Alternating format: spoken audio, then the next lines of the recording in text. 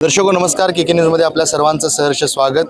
कोल्हापूर महानगरपालिका निवडणुकांचं बिगुल वाजले। 15 जानेवारी 2026 रोजी मतदान, तर 16 जानेवारीस मतमोजणी होणार आहे। आणि याच पार्श्वभूमीवर उच्च व तंत्र शिक्षण मंत्री चंद्रकांत दादा पाटील आज सभेदरम्यान उपस्थित होते। दादा नमस्कार, मी आपलं आमच्या चॅनलमध्ये सहर्ष स्वागत करतो। आपण स्वतः सभांना उपस्थित राहताय, प्रचारमध्ये सक्रिय झाला आहात, काय प्रतिक्रिया द्याल? मी महाराष्ट्रातल्या 29 पैकी 5 महानगरपालिका माझ्याकडे असल्यामुळे तर प्रचाराला गल्ल्या जायलाच पाहिजे। पण तुझ्या गावात तुला कोणी विचारत नाही आणि देशाचं राजकारण काय करतो असं आपण म्हणतो, तसा हा प्रभागच माझा आहे। म्हणजे आधी एक नगरसेवक होते, त्याही वेळेला वर्षानुवर्ष नगरसेवक मी जो म्हणेन तो, आणि मी म्हणजे कर्तृत्वान कार्यकर्ती म्हणेन तो असं झालं।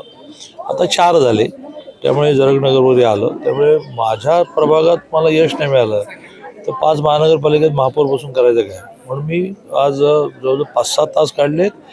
4-5 दिवस मला पुन्हा पिंपरी आणि पुण्यात जावं लागेल, पुन्हा येणार। त्यामुळे भारतीय जनता पार्टी, शिवसेना, राष्ट्रवादी इथे युती, भारतीय जनता पार्टी, RPI सगळीकडेच आहे। अशा जिथे जिथे महायुती आहे तिथे जिथे महायुती नाही तिथे BJP विजयी कसा होईल असा मला प्रयत्न केला पाहिजे। नक्कीच दादा, प्रत्यक्षात तुम्ही फिरताय, एकंदरीत कसा प्रतिसाद मिळतोय काय सांगाल? काल जर इचलकरंजीची रोड शो जर पाहिला तो तुम्ही टीव्हीवर पाहिला, कारण खूप लाईव्ह झाला होता। इचलकरंजीच्या घराघरात माणसंच नव्हती, सगळे रस्त्यावर झाले होते, पण त्या चेहऱ्यावरचा आनंद दिसत होता।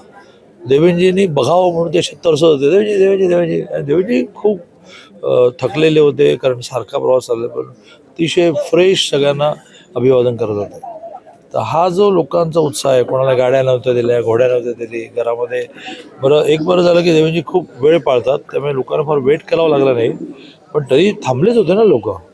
तर हा उत्साह पाहून 29 महानगरपालिकेमध्ये BJPचा महापौर बनेल अशी मला खात्री आहे। दादा एकंदरीत काय सांगाल, 16 जानेवारीस काय निकाल असेल? मी सांगितलं, महाराष्ट्रामध्ये 29 महानगरपालिकेमध्ये थोड्या सीटा कमी जास्त, पण BJPचाच महापौर बसेल। नक्कीच। के न्यूजसाठी व्हिडिओ जर्नलिस्ट विजय कदम सह समीर मकानदार, कोल्हापूर।